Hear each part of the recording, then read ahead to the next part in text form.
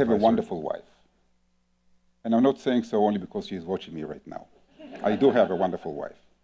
And I really want her to be happy. So when she's approaching me with a problem she's facing, I'm trying my best to resolve. Immediately, I'm giving her 12 different solutions. Unfortunately, most of them are not applicable, but it doesn't matter. Why? She doesn't care. She's not coming for solution. She's coming for empathy. Well, I'm an international investment banker, and she's coming to me for empathy. Realizing that, though, I can actually find empathy. But please don't share it with my clients. It will ruin my reputation. I'm sure you're all well familiar with this situation. So why is it happening again and again? Because relationship is based on who we are. And business is the relationship. As a deal maker, I can tell you that the deal technicalities are very important. A good deal maker should understand business, finance, legal, and etc. But the most important understanding is that business is about people. I will repeat. Business is about people. And even more so in international business. One can challenge, why in international business? After all, statistics say that in any given time, more than 200,000 people are flying in airplanes from place to place. We all have product from around the globe. Tourists are everywhere. The internet is connecting us all. The world is flat, right? I believe it is an illusion. Still, the main barrier for international cooperation is the culture clash. And why is it so? Please let me take you through an experiment. I will show you a sentence and will ask you to visualize it. Okay? Here we go. The sentence is, a man paints a man on a horse. Please let me repeat. A man paints a man on a horse. Please have a vision in mind. Those of you who had this vision in mind, please raise your hand. Thank you. Those of you who had this vision in mind, please raise your hand. Anyone with any other vision in mind? Yeah, surprisingly, there are 7 different visuals associated with this sentence. Some of them, as you can see, are quite surprising.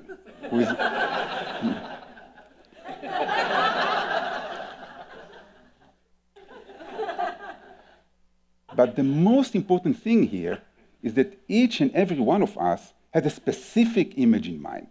And being told that others are available is quite surprising. Why is it so? Actually, from a very important reason. Our brain is designed to work with paradigms, with perceptions. We have to make decisions, and quick. Imagine yourself, the tiger is running after you, and you have to start to stop and think. We are designed to believe that we know the right way and to act fast. So we have to understand that we all have different wishes, fears, and perceptions.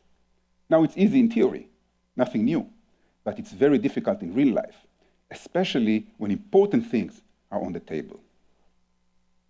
Please let me take you through another experiment. I will ask you to look up. A simple request, right? We're all intuitively doing this movement. Why? Because our brain is designed to work in constant gravitation and roughly in 2-dimensional movement. Well, many years ago, I was serving as a combat jet pilot in the Israeli Air Force, flying F-4. Those of you who understand can know that it was many years ago. Now imagine 2 airplanes maneuvering in the air. Now for this guy, where is up? There or there? And your life can be depends on it. And surprisingly, although we were very well trained, many times after landing, we find out that we had different view of what happened up there. It can be as simple as language, like my broken accent that is difficult to understand. But it can also be different meaning of words. I recall my first sales mission in the US. I joined an American salesman going to HP headquarters, and during the meeting, the HP guy was saying, interesting, interesting, thanks for coming, interesting. Well, I was excited. After the meeting, this American salesman asked me, how was the meeting? I said, oh, it was very good. The guy said, very interesting. I still remember the look in his eye, this guy understands nothing.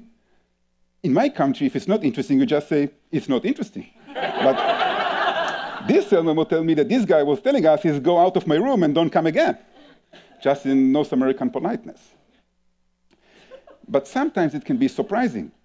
I moved to China in 2002, and I recall I had difficulties to cross the road. Every time I tried to go down to the road, I was almost hit. So I had to cross shoulder to shoulder with a local guide just to survive. And took me time to understand that in China, the right of way is not to the pedestrian. Now, for someone who was born to a country where the right of way is for the pedestrian, is very surprising. So as I said, we all have different wishes, fears, and perceptions. I was very fortunate to initiate and lead one of the largest food companies in China into a multi-billion-dollar acquisition of the largest Israeli food company. A fascinating, complex, and high-profile deal. Well, we had on one hand a private equity, a multinational private equity with a very strong leader caring basically about return of investment. We had agriculture cooperative of cooperatives with 7 different leaders and 8 different opinions. We had on the China side a state-owned enterprise with a leader who had vision for the next 100 years, and in the middle, a guy who cannot find solution for his wife's problems. But let me take you through a deal I'm working on right now. And startup developed a cutting-edge robotic technology. We match it with an industrial company who is looking for such technology to take it to the market. Bingo, I have a deal. Not so fast. Why? Because as we said, we all have different wishes, fears, and perceptions. The industrial company was worried how the market will accept the technology. So they suggested, give me your technology, I will take it to the market, and we share the success. Makes sense, no? Well, the startup was worrying that he has no control what the industrial company will do with these technologies. So his suggestion was, buy the technology from me right now and do whatever you want with it. Also makes sense. My job is to reflect these different perceptions to each other and to find a business model that they can all accommodate. Wish me luck. In 2002, I was doing my EMBA in China. And I recall that just before the end of the program, I was telling my friend, oh, we only have 4 examinations in front of us. And she was looking at me saying, what do you mean? We did already so many. And we both start to laugh, recognizing that we have another culture gap that we just find out. And why is that?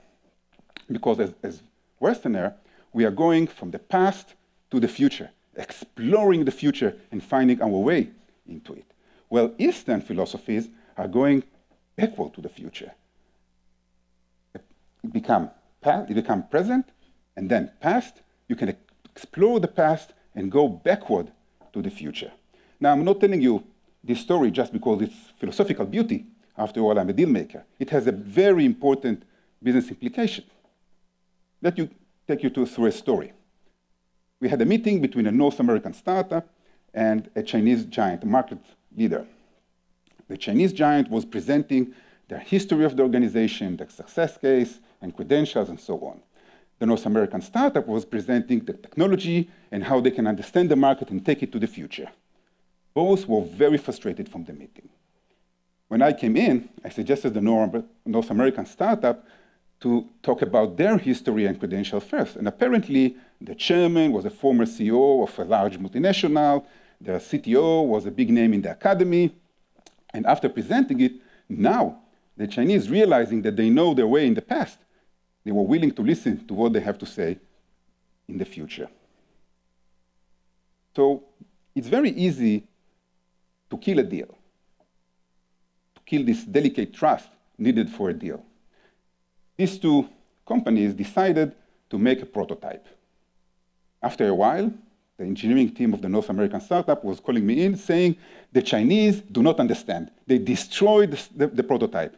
We are trying to convince them that they are wrong, but we failed. Please help us to convince them that they are wrong. I said, well, you are a very strong engineering team, very smart group of people, but the Chinese are a world market leader. Their engineering team is also smart.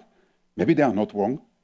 Well, if you are telling me that you think that you are right and the other one is wrong, and I've said maybe it's different, then you immediately think maybe they are right and I'm wrong. That's not such a pleasant conclusion, right? But remember, the man paints a man on a horse. So are we seeing the same picture in mind? Apparently, we didn't.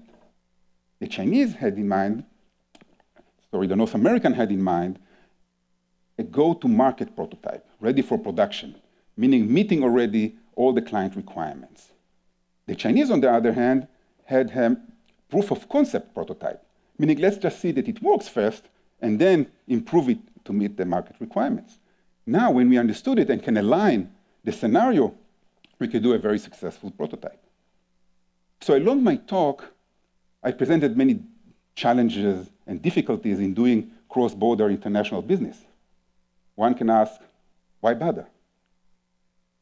Why not to stay in our comfort zone, where we believe we know all the answers, or we choose to follow a leader, believe that we don't need anyone else and we have all the answers, we are doing all right? Because the world is complex. Because today's problems are more interconnected than ever before.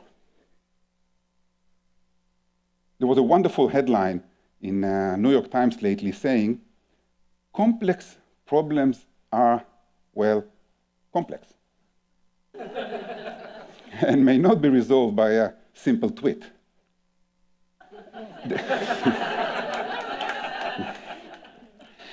The whole scientific development is based on the acceptance that we don't know, that we have to challenge our perceptions and paradigms and be bold and explore. So we shall not build new barriers, new walls. The other way around. We should do our best to overcome the existing one, the physical, cultural, emotional ones. And if we're doing so successfully, if we can take two different stories, two perceptions, and create a new, useful one, this is innovation. One can be ready to challenge his very own perception. This is my passion. This is why I chose to devote my career for international deal-making, helping people from around the globe doing business together. Because if we can make it, we can make the world a better place. And it's also a wonderful opportunity for personal growth. One can challenge his or her very own paradigms and perceptions and adopt new ones if needed. And it's also fascinating and fun. So the world is complex. This is the reality. Let's accept it. Let's celebrate it. Let's enjoy the different way to paint man on a horse. Let's work together to create new things that the world has never seen before. Thank you very much.